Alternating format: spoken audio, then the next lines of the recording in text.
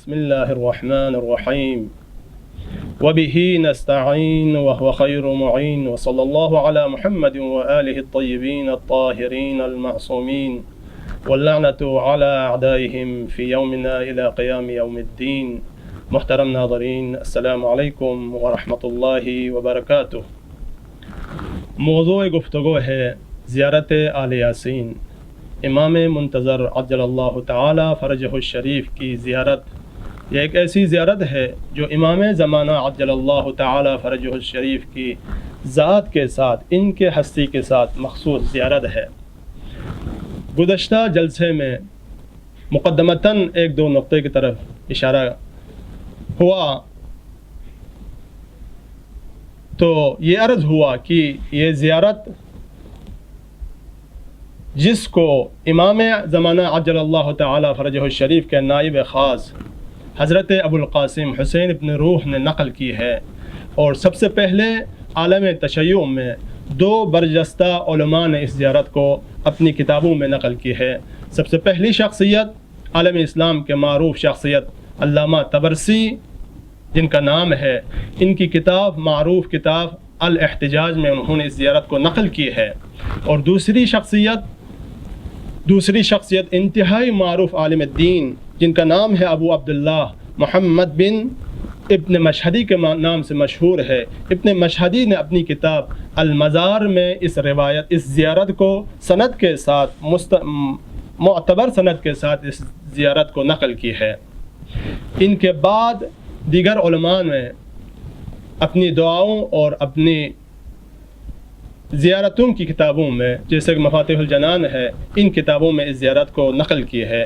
اس زیارت کا ابتدا امام زمانہ عجل اللہ تعالی فرجہ الشریف نے بسم اللہ سے کیا ہے۔ فرماتے ہیں بسم اللہ الرحمن الرحیم۔ تو سب سے پہلا جملہ اس زیارت کا بسم اللہ ہے، اور یہ ہمارے لیے بھی درس ہے کہ ہمیں بھی ہر کام میں، اپنے ہر فعل میں، اپنے ہر حرکت میں، حرکت سے پہلے، فعل سے پہلے، کام سے پہلے پروردگار عالم کا نام لینا چاہیے۔ چنانچہ متعدد روایات میں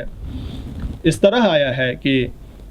کل امر لم یبدأ ببسم اللہ فہو ابتر، ہر وہ کام، ہر وہ فعل، ہر وہ حرکت، ہر وہ کردار جو بسم اللہ کے ساتھ، اللہ کے نام سے شروع نہ ہو، وہ کام ناقص ہے، وہ کام نتیجے تک نہیں پہنچ پاتا۔ چنانچہ ہمیں بھی یہی سبق ہے۔ امام زمانہ عجل اللہ تعالی فرجہ الشریف نے اس زیارت کو بسم اللہ کے ساتھ شروع کرتے ہیں،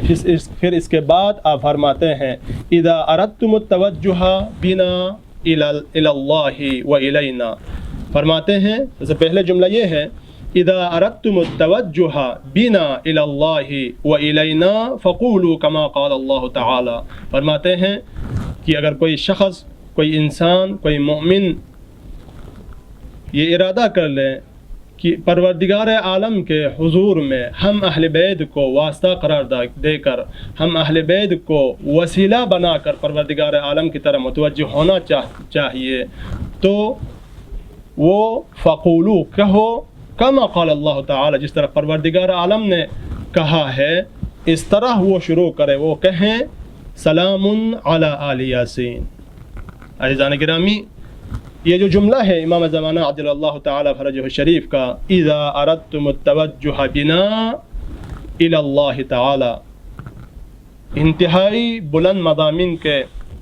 پر مشتمل جملہ ہے۔ اس جملے سے ہمیں چند مطالب اخذ ہوتے ہیں، چند مطالب ہم اخذ کر سکتے ہیں جملے سے۔ سب سے پہلا مطلب یہ ہے، یہ سوال انسان کے ذہن میں بھی آتا ہے کہ اس میں کوئی شک نہیں، اہل بیت اطہار کو وسیلہ بنانا، اہل بیت اطہار کو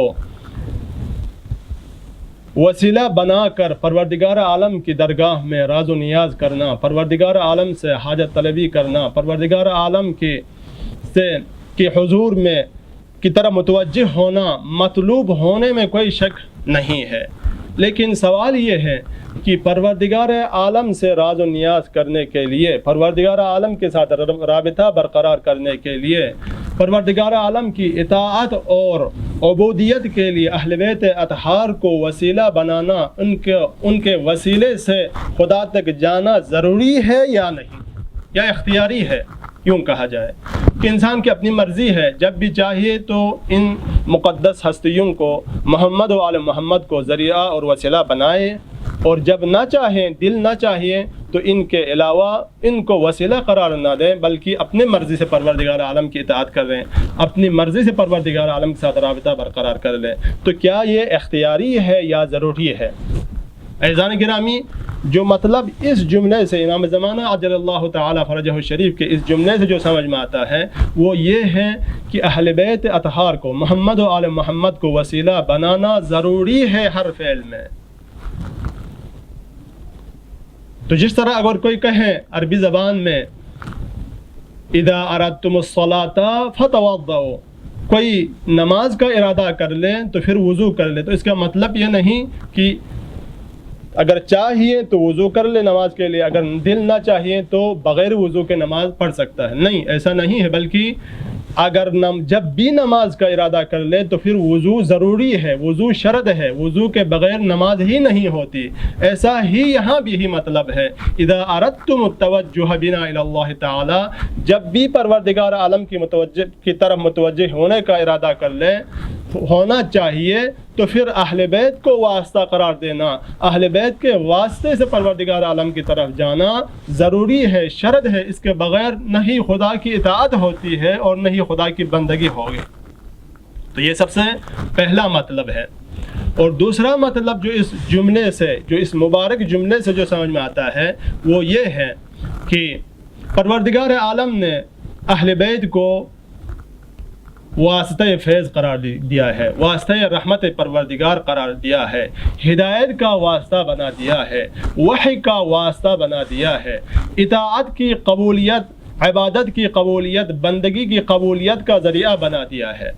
اب اس کی حکمت اور مصلحت ہم سمجھے یا نہ سمجھے، ایک مومن ہونے کی حیثیت سے اس مصلحت خداوندی پر ایمان رکھنا ہماری سب سے پہلی ذمہ داری ہے۔ اس کی سبب، اس کے علت ہم سمجھے یا نہ سمجھے۔ چنانچہ روایات میں یہ ملتا ہے کہ پروردگار عالم نے شیطان کو حکم کیا، البتہ شیطان کو نہیں، تمام فرشتوں کو یہ حکم ہوا کہ فرشتے میرے ولی، میرے خلیفے کے سامنے سر بسجدہ ہو جاؤ، ان کے سامنے جھک جاؤ، ان کے سامنے سر جھکنے کا حکم ہوا۔ وَإِذَا قُلْنَا لِلْمَلَائِكَةِ اسْجُدُوا